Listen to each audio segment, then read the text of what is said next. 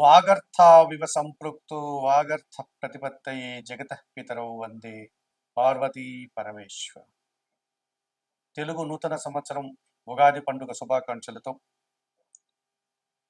విశ్వావసు తెలుగు సంవత్సరంలో 12 రాసుల వారికి వార్షిక ఫలితాలు 2025 శ్రీ విశ్వావసు నామ సంవత్సరంలో కర్కాటక రాశి వారి యొక్క వార్షిక ఫలితాలు.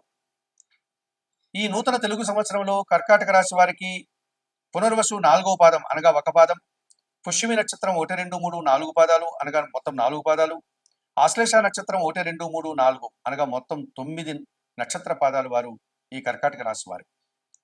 ఈ నూతన తెలుగు సంవత్సరంలో కర్కాటక రాశి వారికి ఆదాయం 8, వ్యయం 2గా, రాజ్యపూజ్యం 7, అవమానం 3గా చెప్పడం జరిగింది. షష్టమ భాగ్యాధిపతి అయినటువంటి గురువు మే 14 వరకు లాభములో వృషభ రాశిలో సంచరిస్తున్నాడు. ఆ తర్వాత ఆయన వ్యయభావమైనటువంటి మిథున రాశిలోనికి సంచరిస్తున్నాడు. ఈ రకంగా 40% గురుబలాన్ని కర్కాటక రాశి వారికి అందిస్తున్నాడు. పోటీ ప్రపంచంలో మంచి విజయాలను సాధించుకుంటారు. విద్యార్థులకు సుఫలితాలు రావడానికి అవకాశం ఉంది. పరీక్షల్లో మంచి ఫలితాలు అందుకోగలుగుతారు. ఉద్యోగం కోసం రాసేటువంటి పరీక్షల్లో కానీ ఇంటర్వ్యూల్లో కానీ విజయాన్ని సాధించుకొని ఉద్యోగాన్ని అందుకోగలుగుతారు. పూర్వపుణ్యం వల్ల సమాజంలో మంచి పేరు ప్రఖ్యాతులు, పనిచేసే చోట గౌరవాన్ని అందుకోగలుగుతారు. అయితే మే 18 తర్వాత వ్యయంలోనికి గురువు రావడం వల్ల ఖర్చులు అధికమవుతాయి. ఎంత ఆదాయం వచ్చినా కానీ మిగులుదనం మిగలకుండా పోతుంది. సేవింగ్స్ అనేటువంటిది ఉండకుండా పోయేటువంటి పరిస్థితి కర్కాటక రాశి వారికి ఈ గురుగ్రహం వల్ల ఏర్పడుతుంది. నిత్యం దత్తాత్రేయ స్వామిని పూజించుకోండి. గురువారం రోజు సోమవారి దర్శనం చేసుకోండి. గురు చరిత్ర పారాయణం చేయండి. సోమవారికి శనగల నైవేద్యంగా పెట్టండి కర్కాటక రాశి వారు.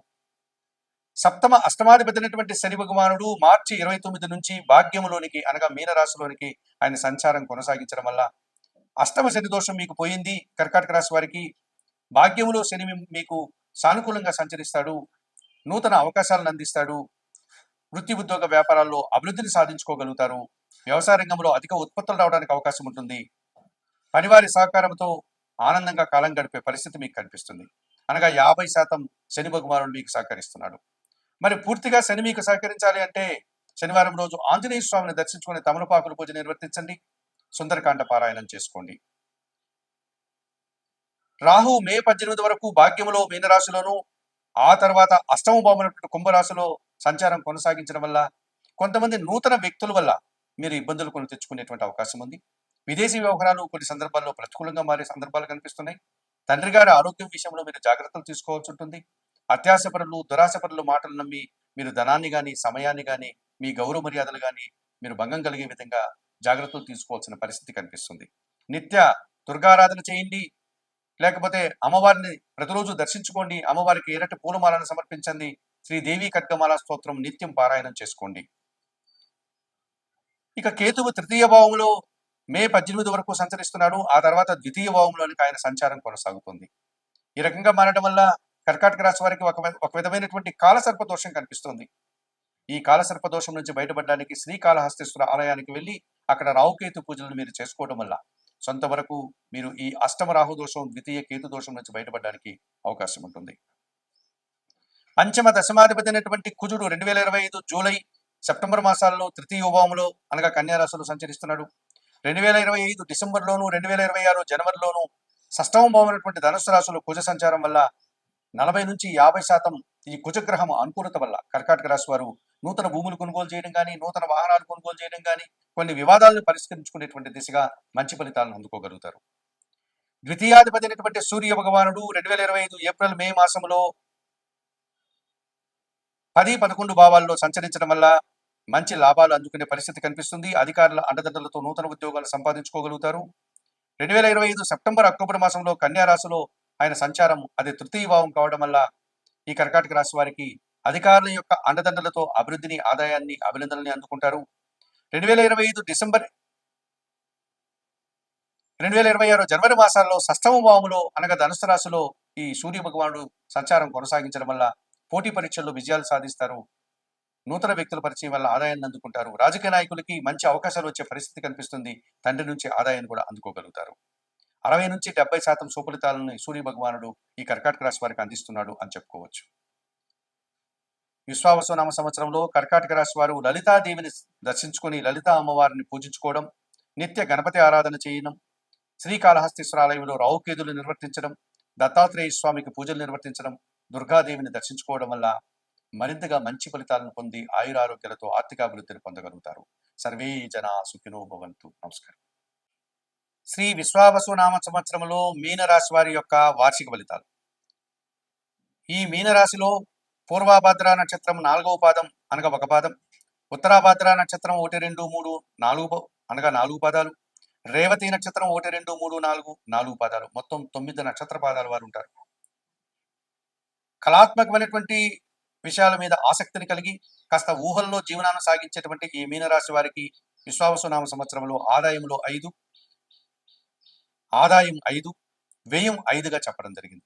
రాజ్యపూజ్యం 3, అవమానం 1గా చెప్పడం జరిగింది. జన్మరాశ్యాధిపతి దశమాధిపతి అయినటువంటి గురువు 2025 మే 14 వరకు వృషభ రాశిలోను, 2025 మే 14 తర్వాత చతుర్థ భావమైనటువంటి మిథున రాశిలోను సంచారం కొనసాగించడం వల్ల వీరికి మిశ్రమ ఫలితాలని గురువు అందిస్తున్నాడు అని చెప్పవచ్చు. కొన్ని సందర్భాల్లో కొంతమంది పెద్దల యొక్క జన సహకార లోపం స్పష్టంగా కనిపిస్తుంది. అనుకోకుండా కొన్ని సందర్భాల్లో కొంతమంది పెద్దలు మీకు సహకరించి మంచి అనుకూల వాతావరణాన్ని అందించే పరిస్థితులు కూడా కనిపిస్తున్నాయి. కుటుంబంలో శుభకార్యాలు నిర్వర్తిస్తారు, కానీ అధికంగా ఖర్చులు పెట్టాల్సిన పరిస్థితి ఉంటుంది. ఆర్థిక సమస్యలు మిమ్మల్ని చుట్టుముట్టే సందర్భాలు కనిపిస్తున్నాయి. విద్యారంగంలో పనిచేసే వారికి మిశ్రమ ఫలితాలు వచ్చే వాతావరణం కనిపిస్తుంది. ఈ రకంగా గురువు ఈ సంవత్సరం మిశ్రమ ఫలితాలను అందిస్తున్నాడు. ఈ మీనరాశి వారు జన్మరాశ్యాధిపతి అయినటువంటి గురువు కోసం దత్తాత్రేయ స్వామి దర్శనం చేసుకోండి, గురు చరిత్ర పారాయణం చేయండి, శనగలు దానం చేయండి. ఈ రకంగా చేయడం వల్ల 100% గురుబలాన్ని మీరు అందుకోగలుగుతారు. లాభ వ్యయాధిపతి అయినటువంటి శని భగవానుడు ఈ సంవత్సరం అంతా కూడా జన్మరాశిలోనే మీనరాశిలోనే సంచరిస్తున్నాడు. మీకు ఏల్నాడు శనిలో జన్మశని దోషం ఈ సంవత్సరం ఉందని చెప్పవచ్చు. కొన్ని కార్యక్రమాలు వాయిదా వేసుకుంటారు. శారీరకమైనటువంటి శ్రమ అలసట అధికమవుతుంది. సోమరితనం వల్ల కొన్ని ఇబ్బందులు కొని తెచ్చుకున్న వారు అవుతారు.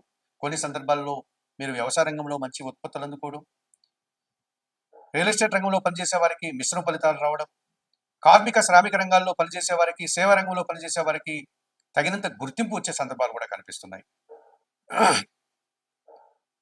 మరి ఈ శని దోషం నుంచి బయటపడడానికి శనీశ్వర స్వామి ఆలయానికి వెళ్ళి మీనరాశి వారు సోమవారిని సందర్శించుకుని అక్కడ అందుబాటులో ఉండే పూజాది కార్యక్రమాలు నిర్వర్తించండి. అవకాశం లేని వారు ఈశ్వరార్చన చేసుకోండి శనివారం రోజు, లేక ఆంజనేయ స్వామి దర్శనం చేసుకోండి. రాహువు జన్మరాశిలో మీనరాశిలోను మే 18 వరకు, ఆ తర్వాత కుంభరాశిలోను వ్యయంలోను సంచరిస్తున్నాడు. ఈ రకంగా రాహువు కూడా పూర్తిగా ప్రతికూలంగా సంచరిస్తున్నారు. విదేశీ వ్యవహారాలు ఏమన్నా ఉంటే వాటిని వాయిదా వేసుకోండి. విదేశీ ప్రయాణాలను వాయిదా వేసుకోండి. విదేశాల్లో చదవాలనుకునే విద్యార్థులు కూడా ఆ కార్యక్రమాన్ని విరమించుకోండి. విదేశీ సంబంధమైన వ్యాపారాల్లో ఎక్కువగా ఇన్వెస్ట్మెంట్లు చేయొద్దండి. నూతన వ్యక్తులతో పరిచయం విషయంలో జాగ్రత్తలు 1-2 సార్లు ఆలోచించి కార్యక్రమాలు మొదలుపెట్టండి. ఈ రకంగా రాహు మీకు ప్రతికూలంగా సంచరించడం వల్ల మీరు నష్టపోవడానికి అవకాశం కనిపిస్తుంది. కొన్ని నిందలు కూడా మీరు పడాల్సిన సందర్భాలు కనిపిస్తున్నాయి. నిత్యం దుర్గారాధన చేయండి. శ్రీదేవి కట్కమాల స్తోత్రం చదువుకోండి. అమ్మవారిని దర్శించుకోండి. ఎర్రటి పూలమాలను దుర్గాదేవికి సమర్పించండి.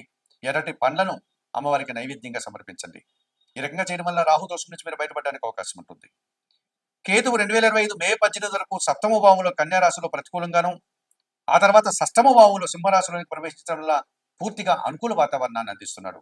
మే 18 తర్వాత కేతువు 6వ భావం అయినటువంటి సింహరాశిలో సంచరించడం వల్ల రుణ రోగ శత్రు విముక్తిని మీరు పొందగలుగుతారు. మీనరాశి వారు కొన్ని రుణాలు తెచ్చుకోగలుగుతారు. కొంతమంది పెద్దల యొక్క సహకారాన్ని పొందగలుగుతారు. శత్రువులు మిత్రులుగా మారే సందర్భాలు కనిపిస్తున్నాయి. అనారోగ్యాన్ని పోగొట్టుకుని ఆరోగ్యవంతులు అవుతారు. ఈ రకంగా కేతు మీకు 70 నుంచి 80% శుభ్రతను అందించే వాతావరణం కనిపిస్తుంది. ద్వితీయ భాగ్యాధిపతి అయినటువంటి కుజుడు 2025 జూన్ జూలై మాసంలో 6వ భావం అయినటువంటి సింహరాశిలోను, 2025 డిసెంబర్ లోను, 2026 జనవరి ఫిబ్రవరి మాసాల్లో ధనస్సు మకర రాశుల్లో అనగా దశమ లాభభావాల్లో సంచరించడం వల్ల రియల్ ఎస్టేట్ లో పనిచేసే వారికి అధిక లాభాలు వచ్చే పరిస్థితి ఉంది. వాహన వ్యాపారాలు చేసే వారికి అధిక లాభాలు వచ్చే పరిస్థితి కనిపిస్తుంది. మీ మాటకు విలువ పెరగడం వల్ల సమాజంలో గుర్తింపును తెచ్చుకోగలుగుతారు. కోర్టు వ్యవహారాలలో మీరు విజయాన్ని పొందగలుగుతారు. కొన్ని వివాదాలు పరిష్కరించుకోగలుగుతారు. కుజుడు మీకు 50 నుంచి 60% శుభఫలితాలను అందించే వాతావరణం కనిపిస్తుంది.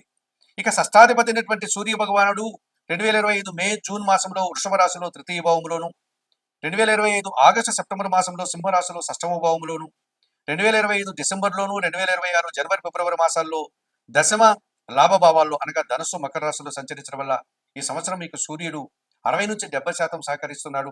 ఈ రకంగా అధికారుల యొక్క సహకారం మీకు పుష్కలంగా లభిస్తుంది.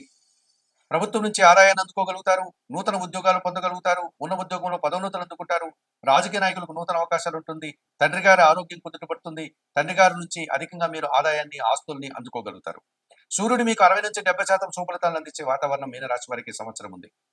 మరి విశ్వావసునామ సంవత్సరంలో ఈ మీనరాశి వారు దత్తాత్రేయ స్వామికి పూజలు నిర్వర్తించడం, శనీశ్వర ఆరాధన చేసుకోవడం, లేకపోతే ఈశ్వరాభిషేకం నిర్వర్తించుకోవడం, శ్రీకాళహస్తీశ్వర ఆలయానికి వెళ్లి రావుకేతు పూజలు నిర్వర్తించడం వల్ల, సుబ్రహ్మణ్య స్వామిని దర్శించుకోవడం వల్ల మరింతగా మంచి ఫలితాలను పొందడానికి అవకాశం ఉంటుంది.